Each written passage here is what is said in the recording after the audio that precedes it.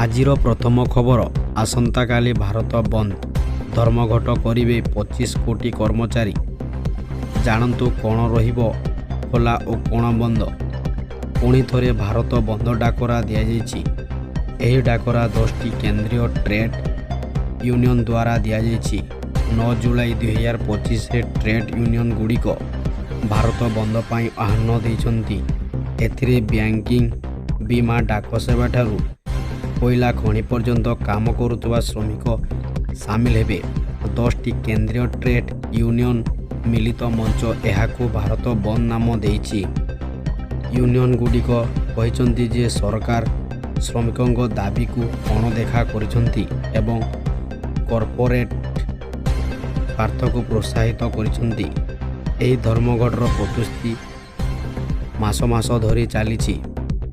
ଭାରତ ବନ୍ଦ ଡାକରା କାରଣ ହେଉଛି ଶ୍ରମିକ ସୁରକ୍ଷାକୁ କ୍ଷତି ପହଞ୍ଚାଉଥିବା ଶ୍ରମ ନୀତି, ସାମୂହିକ ବିତର୍କ ଏବଂ ଧର୍ମଘଟ ଭଳି ଅଧିକାରକୁ ହ୍ରାସ କରୁଥିବା 4ଟି ନୂତନ ଶ୍ରମ ସଂହିତା ଉପରେ ଗୁରୁତ୍ୱ ଦିଆଯାଇଛି।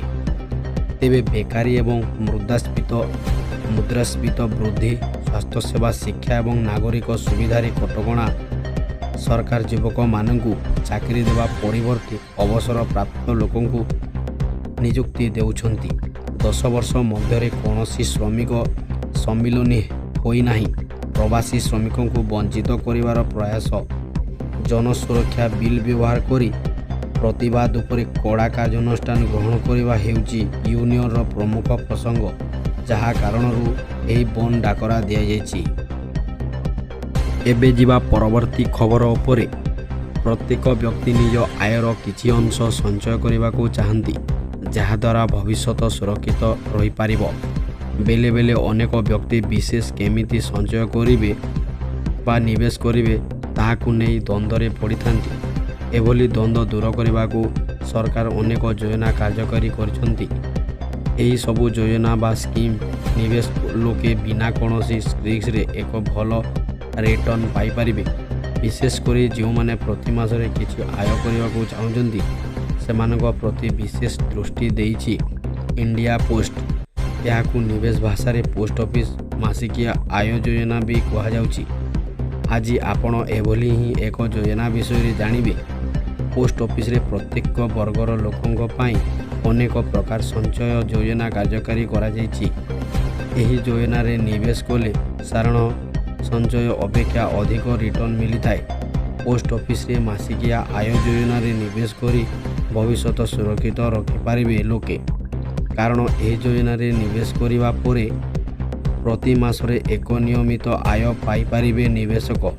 ଏଥିପାଇଁ ଗ୍ରାହକଙ୍କୁ ପ୍ରତି ମାସରେ ଅତି କମ୍ରେ 1000 ଟଙ୍କା ନିବେଶ କରିବାକୁ ହେବ। ଏବେ ଆସିବା ପରବର୍ତ୍ତୀ ଖବର। ଚାକିରି କରିଥିବା ଲୋକଙ୍କ ପାଇଁ ବଡ଼ ଖବର। ଏହି ସପ୍ତାହରେ ଆକାଉଣ୍ଟକୁ ଆସିବ PF ସୁଧ ଟଙ୍କା।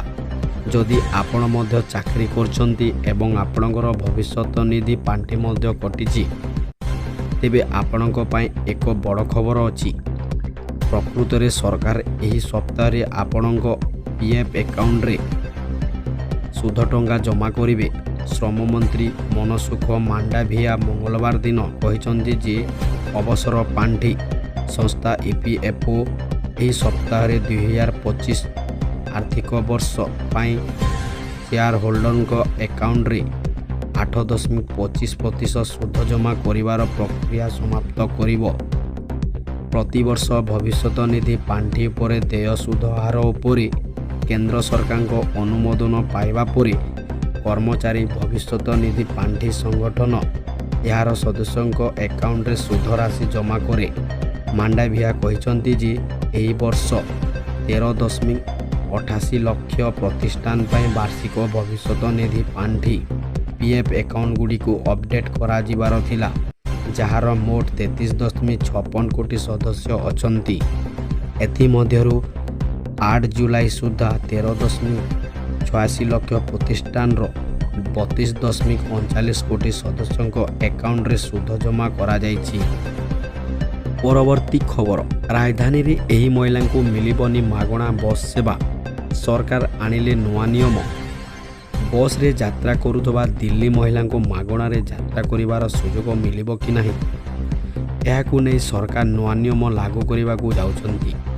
ନୂଆ ସରକାର ବସ୍ରେ ମହିଳାଙ୍କ ମାଗଣା ଯାତ୍ରାକୁ ନେଇ କିଛି ନିୟମ ଆଣିଛନ୍ତି। ମହିଳା ଓ ତିନି ଲିଙ୍ଗୀଙ୍କ ପାଇଁ ବସ୍ରେ ମାଗଣା ଯାତ୍ରାରେ କିଛି ସର୍ତ୍ତ ଲାଗୁ କରାଯିବ। ପ୍ରଥମେ ଦିଲ୍ଲୀର ପ୍ରତ୍ୟେକ ମହିଳା ଏହି ସେବାର ଲାଭ ପାଇପାରୁଥିଲେ, ମାତ୍ର ଏବେ କିଛି ମହିଳାଙ୍କୁ ଏହି ସେବାର ଲାଭ ମିଳିବ ନାହିଁ, କାରଣ ସରକାର ଏହି ଯୋଜନାର ନିୟମରେ କିଛି ପରିବର୍ତ୍ତନ କରିଛନ୍ତି। ରାଜଧାନୀ ଦିଲ୍ଲୀରେ ମାଗଣା ବସ୍ ସେବାକୁ ନେଇ କୁହାଯାଇଛି ଯେ ଯେଉଁ ମହିଳାମାନେ ଦିଲ୍ଲୀ ନିବାସୀ ହୋଇଥିବେ କେବଳ ସେମାନଙ୍କୁ ହିଁ ମାଗଣା ବସ୍ ସେବା ମିଳିବ। ସେମାନଙ୍କ ନିକଟରେ ସେହେଲି ସ୍ମାର୍ଟ କାର୍ଡ଼ ହେବା ଜରୁରୀ।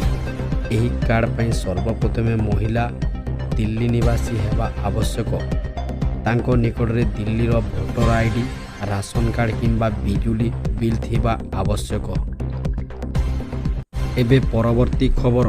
ଢେଙ୍କାନାଳ ଜିଲ୍ଲା ମହାବିରୋଡ଼ ବନାଞ୍ଚଳ ପାଳସାହିଠାରେ ଗତକାଲି ବ୍ରାହ୍ମଣୀ ନଦୀରେ ଜଳସ୍ତର ବୃଦ୍ଧି ପାଇଛି। ଫଳରେ ଗତକାଲି ଏକ କୋଠଚଡ଼ା ଦନ୍ତା ନଦୀ ପାର ହେବା ସମୟରେ ଭାସି ଯାଉଥିବା ଦେଖିବାକୁ ମିଳିଥିଲା। ଦୀର୍ଘ ସମୟ ପରେ ଦନ୍ତାଟି କୂଳରେ ପହଞ୍ଚିଥିଲା। ତେବେ ନଦୀରେ ପ୍ରଖର ସୁଅ ଥିବାରୁ ହାତୀପଳ ପାଳସାହି ପଟୁ ହିନ୍ଦୋଲ ବନାଞ୍ଚଳକୁ ଯାଇପାରୁନାହାନ୍ତି। ତେଣୁ ହାତୀପଲ ପାଳସାହି ନିକଟରେ ଥିବା ଜଙ୍ଗଲରେ ରହିଯାଇଛନ୍ତି। ଆଜି ପାଳସାହିଠାରେ ଥିବା 20 ଟିକିଆ ହାତୀପଳ ଜଙ୍ଗଲ ମଧ୍ୟରେ ଶୋଇ ରହିଥିବାର ଦୃଶ୍ୟ ଦେଖିବାକୁ ମିଳିଛି। ଦନ୍ତା ସମେତ ଛୋଟ ହାତୀ ଓ ଅନ୍ୟ ହାତୀମାନେ ଆରାମରେ ଜଙ୍ଗଲ ମଧ୍ୟରେ ଶୋଇଥିବା ଦେଖାଯାଉଛି। ନଦୀ ବଢ଼ିବା ସହ ହାତୀପଳ ନଦୀ ପାର ହୋଇପାରୁନଥିବାରୁ ପାଳସାହି ନିକଟରେ ରହିଯାଇଛନ୍ତି। ପରବର୍ତ୍ତୀ ଖବର। ବ୍ୟାଙ୍କ ଖାତାଧାରୀଙ୍କ ପାଇଁ ବଡ଼ ଖବର। ଯଦି ଏହି ବ୍ୟାଙ୍କରେ ଆକାଉଣ୍ଟ ଅଛି ତେବେ ଏହି ଖବରକୁ ନିହାତି ଜରୁରୀ ଅଟେ। ଇଣ୍ଡିଆନ ବ୍ୟାଙ୍କ ନିକଟରେ ଘୋଷଣା କରିଛି ଯେ 7 ଜୁଲାଇ 2025 ଠାରୁ ତାର ସମସ୍ତ ଆକାଉଣ୍ଟରୁ ମିନିମମ୍ ବାଲାନ୍ସର ସର୍ତ୍ତକୁ ପୂରାପୂରି ଭାବେ ହଟାଇ ଦେବ। ଏପରି କରିବାର ମୂଳ ଉଦ୍ଦେଶ୍ୟ ହେଉଛି ଗ୍ରାହକଙ୍କର ଆର୍ଥିକ ବୋଝକୁ କମ୍ କରିବା ଏବଂ ବ୍ୟାଙ୍କିଂ ସେବାକୁ ସମସ୍ତଙ୍କ ପାଇଁ ସୁଲଭ କରିବା।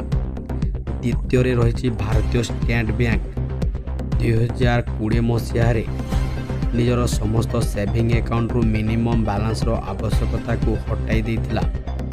ଏହି ନୀତି ଅନୁଯାୟୀ ଗ୍ରାହକଙ୍କୁ ଏବେ ବାଲାନ୍ସ କମ୍ ହେବା ପରେ ମଧ୍ୟ ଜରିମାନା ଦେବାକୁ ପଡ଼ିବନି। SBIର ଏହି ପଦକ୍ଷେପ କଷ୍ଟମର ସେଣ୍ଟ୍ରିକ୍ ଆପ୍ରୋଚକୁ ଦର୍ଶାଇଥାଏ, ଯାହାଦ୍ୱାରା ଲକ୍ଷ ଲକ୍ଷ ଖାତାଧାରୀଙ୍କୁ ନିଶ୍ଚିତ ଭାବେ ଆଶ୍ୱସ୍ତ କରାଇବ।